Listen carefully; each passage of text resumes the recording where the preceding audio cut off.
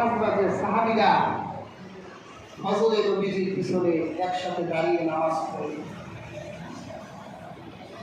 জোহরে নামাজ পড়ে, আসরে নামাজ পড়ে ইহুদিদের হিংসা লাগতে লাগলো। এইভাবে যদি আওস আর খাজরাজের শত্রুতা মীমাংসা হয়ে যায়, তাহলে আমরা ইহুদিরা তো আর মদিনায় জায়গা পাবো না। কি করা যায়? তাদের দুই দলের ভিতরে আবার পুরনো শত্রুতা জাগাই দিতে হবে। একদিন আল্লাহর হাবিবের দুই দল আওস আর খাজরাজের সাহাবারা এক মজলিসে আলোচনা করছে। এক ইহুদি এসে সেই মজলিসে বসে আল্লাহর হাবিবের আওস এবং খাজরাজের সাহাবীদের মধ্যে পুরনো শত্রুতার কথা স্মরণ করাই দিলেন। আওসের এক সাহাবী ছিলেন সালাবা। খাজরাজের সাহাবীদেরকে ডেকে বললেন, ওরে খাজরাজের সাহাবীরা, ইসলাম গ্রহণ করার আগে আমরা তোমাদের চেয়ে যেমন দামি ছিলাম, আমাদের যেমন বীরত্ব তোমাদের থেকে বেশি ছিল, ইসলাম গ্রহণ করার পরেও আমাদের ওই রকম গৌরব আর মর্যাদা ইসলাম গ্রহণ করার পরেও আছে। খাজরাজের সাহাবীরা বলল, কাদেরকে নিয়ে গর্ব করো? তখন বলল, আমাদের গোত্রে হুযাইনা ইবনে সাবিতের মতো সাহাবী আছে, উনি একা সাক্ষী দিলে ওনার সাক্ষীটা দুইজনের সমান হয়। সুবহানাল্লাহ। ইসলামে সাক্ষীর অনেক গুরুত্ব। ইসলামের বিচার ব্যবস্থা সাক্ষীর উপর দাঁড়িয়ে আছে। আমাদের দেশে আমরা সাক্ষীর মূল্য কিভাবে বুঝবো? আমরা 100 টাকা দাও সাক্ষী কিনতে পারি। হোটেলে যদি 100 টাকা ঢুকাই দেয়, অথবা একটা সিগারেট আর এক কাপ চা আপনার পক্ষে সাক্ষী দিবে। এই জন্য আমরা সাক্ষীর মর্যাদা বুঝি না। উনি এই মর্যাদা কিভাবে পেলেন? নবীজি একবার এক ইহুদির কাছ থেকে একটা পশু কিনলেন। নবীজির পকেটে টাকা ছিল না। বলল, চলো আমার বাড়ি আসো, আমি তোমাকে টাকা দিব, আর তোমার কাছ থেকে এই পশুটা আমি দিব। কেনা বেচা সম্পূর্ণ করে রাসূলুল্লাহ বাড়ির দিকে যাচ্ছে। তো মানুষেরা রাস্তায় পশুর মালিককে জিজ্ঞাসা করছে যে পশুটা বিক্রি করবা? তো পশুর মালিক বলল, না, এটা বিক্রি করে ফেলছি। কার কাছে? মুহাম্মদ ইবনে আব্দুল্লাহর কাছে, মুহাম্মদ রাসূলুল্লাহর কাছে বিক্রি করেছি। কত বিক্রি করছো? সাপোজ ধরেন 100 টাকা। ওই লোক বলল, তোমার 200 টাকা দিব। ভিতরে একটু লোক যাচ্ছে না? তো মুহাম্মদের কাছ থেকে যদি বিক্রিটা হাসেব করে এর কাছে বিক্রি করি, ডবল করো। রাসূলুল্লাহকে থামাই দিলেন আর বললেন যে বাসায় যাওয়ার সময় নাই, টাকা থাকলে উনি দেন, তা না হলে আমি আমার পশু অমুক লোকের কাছে বিক্রি করে দিতাম। আল্লাহর হাবিব বলল, না, আমি তো তোমার কাছ থেকে কিনেই ফেলেছি, তুমি তো আমার কাছ থেকে এই কেনা বেচা বাতিল করতে পারো না। তখন পশুর মালিক বলল, না, আমি আপনার কাছে বিক্রি করি নাই।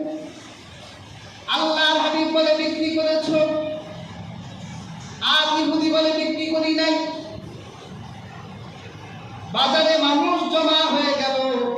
মানুষেরা বলতে লাগলো যে মুহাম্মদ তো মিথ্যা বলে না, মুহাম্মদ বলেছে সে কিনে নিয়েছে, আমাদের মনে হয় কিনেই নিয়েছে। তখন ইহুদি বলল, মুহাম্মদ, তুমি যে আমার থেকে কিনে নিয়েছো, তোমার কি কোনো সাক্ষী আছে? সাক্ষী থাকলে দাও, দেখাও, আমি তোমাকে পশু দিয়ে দিব। আল্লাহর হাবিব বলল, না,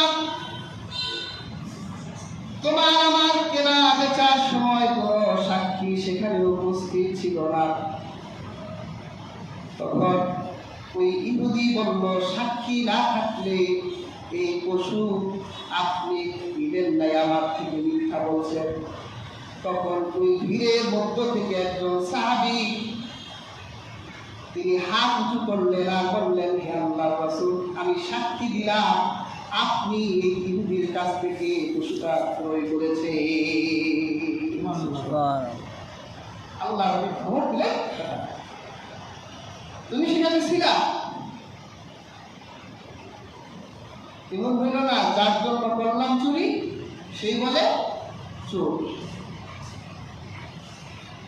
আমি তো আল্লাহ হাবিবের পক্ষে সাক্ষী দিলাম, আর আল্লাহ হাবিব আমাকে নিষেধ করছেন।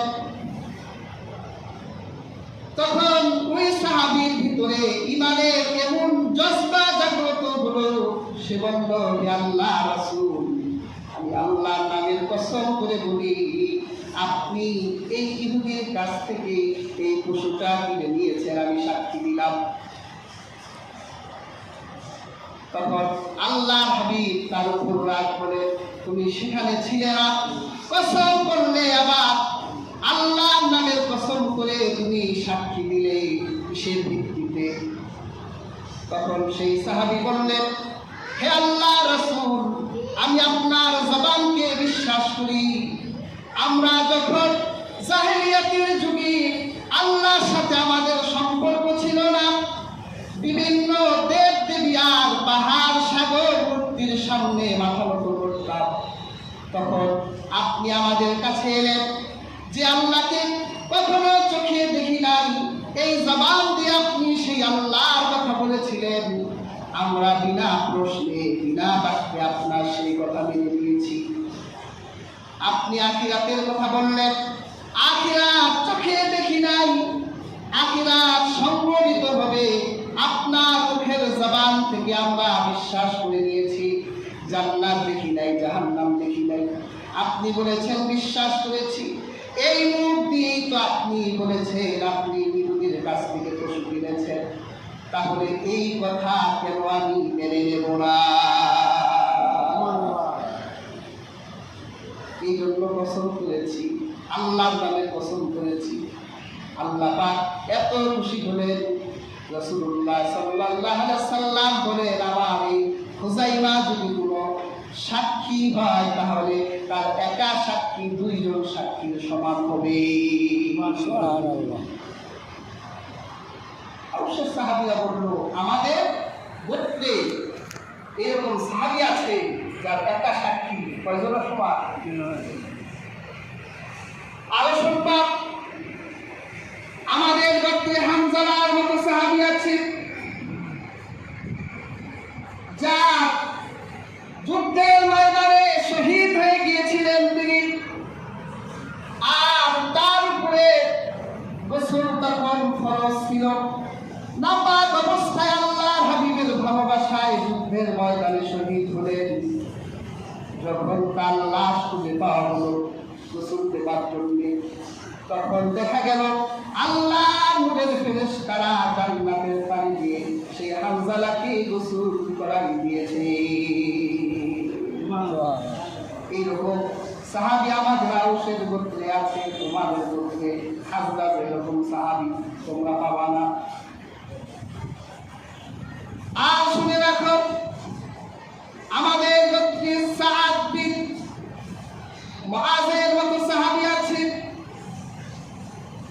যেই সাহাবীর মৃত্যুতে আল্লাহর আরশে আজিম কেঁপে উঠেছিল।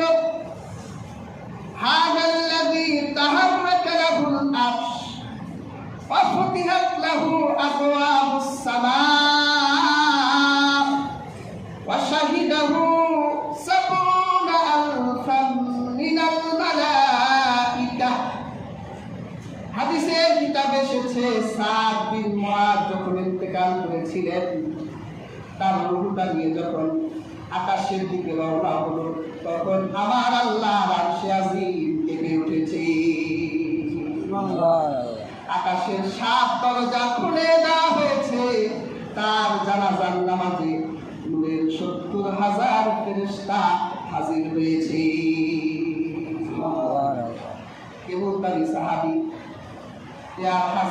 হাদিসের কিতাবে এসেছে এই দামি সাহাবীকে যখন কবরে নিয়ে যাওয়া হলো, রাসূলুল্লাহ নিজে ইমামতি করলেন। এরপর তার দাফন করা হলো। فسبح رسول الله صلى الله عليه وسلم فسبحنا طويلا ثم كبر فكبرنا। হাদিসের রাবী বলেন আল্লাহর হাবিব যখন সাদ বিন মুআজকে দাফন করার পর রাসূলুল্লাহ তার কবরের উপর দাঁড়িয়ে দীর্ঘ সময় তাসবিহ করলেন। সাহাবায়ে কেরাম বলে আমরা তাসবিহ করলাম, আল্লাহর হাবিব তাকবীর দিলেন, আমরা তাকবীর দিলাম। তখন সাহাবীদের মধ্য থেকে কেউ একজন রাসূলুল্লাহকে জিজ্ঞাসা করলেন, হে আল্লাহর রাসূল, আপনি তো কোনো কবরের উপর দাঁড়িয়ে এত দীর্ঘ সময় তাসবিহ করেন না, তাকবীর দেন না, কিন্তু সাদ বিন মুআজের কবরের উপর দাঁড়িয়ে এই দীর্ঘ সময় কেন তাসবিহ তাকবীর দিলেন? আল্লাহর হাবিব বলল, যখন তাকে কবরে রাখা হলো তখন আমার মুদের চোখ দিয়ে দেখলাম কবরের মাটি আমার সাদ বিন মুআজকে চাপ দিয়েছে।